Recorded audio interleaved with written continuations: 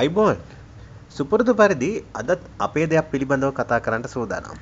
ඉතින් ඔබට ආරාධනා කර සිටිනවා අපේ නාලිකාවත් එක්ක ඔබ එකතු වෙලා නැතිනම් අනිවාර්යයෙන්ම එකතු වෙන්න කියලා මේ අවස්ථාවේ ආරාධනා කර සිටිනවා. අද කියන්න යන්නේ දේවාලයක් පිළිබඳව. මේක ඓතිහාසික දේවාලයක්. ඉතින් මේ දේවාලයේ ඉතිහාසය පිළිබඳව තමයි අද අපි කතා කරන්න සූදානම් වෙන්නේ.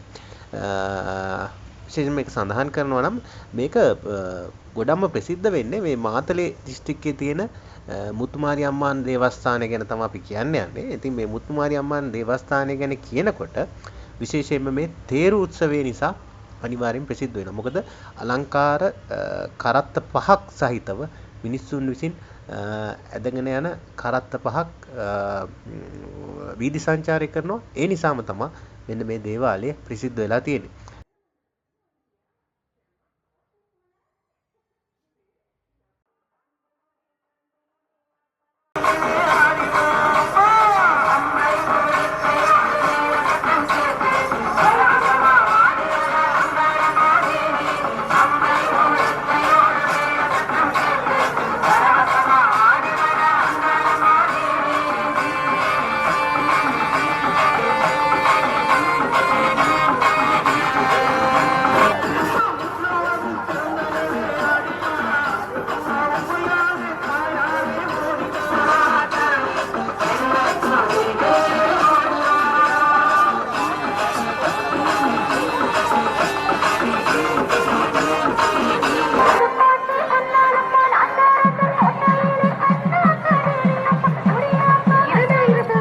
ඉතින් මේක ඉතිහාසය ගැන කියනවා නම් මේක මේ 19 වෙනි ශතවර්ෂයේ දකුණු ඉන්දියාවෙන් ඔය තේවතු වල වැඩ කරන්න දෙමළ ජනතාව ලංකාවට ගෙන එනවා. ඉතින් මේ ගෙන එනාට පස්සේ මෙන්න මේ අසලම තිබිලා තිනවා මේ මාතලේ ක්‍රවුන්ස් ලෑන්ඩ් කියලා ස්ථානයක්. එන්නේ ස්ථානයේ මෙන්න මේ දෙමළ ජනතාව වෙනුවෙන් කඳුරු හදලා තිනවා. මොකද මොවුන් එකවරම ගිහිල්ලා වතු ප්‍රදේශ වලට දාලා නැහැ.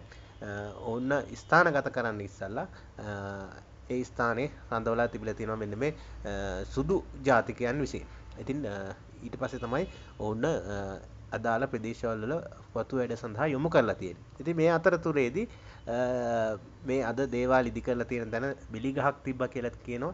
මේ බෙලි ගහ යට ඔවුන්ට වඳින්න ඔවුන් පුංචි ප්‍රතිමාවක් තියලා පටන් ගත්ත මේ තමයි අද වෙනකොට මේ වගේ විශාල දේවාලයක් බවට පත් වෙලා තියෙන්නේ. ඉතින් ඒක තමයි මේකේ ඉතිහාස කතාව සඳහන් වෙන්නේ. හරිම පසු අපිට ඔබට දැනුම් දෙන්න ලබන අවුරුද්දේ කොයි කාලෙද තේරු උත්සවය තියෙන්නේ කියලා. මාර්තු මාසෙ තිබිලා අවසන් වුණා මේ තේරු උත්සවය. ඒ වගේම තමයි තේරු කරත්ත පහකින් යුක්තයි මේ විශේෂයෙන්ම දෙවිවරුන් 5 දෙනෙක්ගේ දේව ප්‍රතිමා අරගෙන මේ ආකාරයට මිනිසුන් විසින් ඇදගෙන නැවතත් දේවාලය වෙත රැගෙන එනවා. ඉතින් මේක තමයි චාරිත්‍රය වෙන්නේ. මේ වෙනුවමුත් ඔවුන් දින ගණනාවක් මේ දෙමිල ජනතාව ඒ සඳහා සූදානම් වෙනවා. මස් මාළු කන්න නැතුව, ගෙදරවත් මස් මාළු යන්නේ නැතුව මේ වෙනුවෙන් සූදානම් වෙනවා. ඇත්ත වශයෙන්ම කිව්වොත් මේකට සිංහල, දෙමළ, මුස්ලිම් ජනතාව සියල්ලම එකතු වෙනවා. ඉතින් මේක කියන්නේ මාතලේ තියෙන විශේෂම උත්සවයක් විදිහට තමයි සැලකන්නේ. ඉතින් එදාට විවිධ ප්‍රදේශවලින් මිනිස්සු එනවා. ඉතින් ඔය කතාවකුත් තියෙනවා ජනතාව අතර ප්‍රභාකරන් ජීවත් වෙලා ඉන්න කාලේ අනිවාර්යයෙන්ම හැම අවුරුද්දෙම ප්‍රභාකරන් මේ තේරු උත්සවයට අනිවාර්යයෙන්ම සහභාගී වුණා කියලා. ඉතින් අපි නම් දැකලා නැහැ. ඒක ප්‍රදේශයේ තියෙන කට කතාවක්. ඉතින් ඔහු ආරක්ෂිතව ඒ ස්ථාන වලට ඇවිල්ලා වැඳගෙන ගියා කියලා සඳහන් වෙනවා. ඉතින් කෙසේ වෙතත් ඔන්න ඔය ආකාරයට තමයි තේරු උත්සවය අවසන් වුණේ.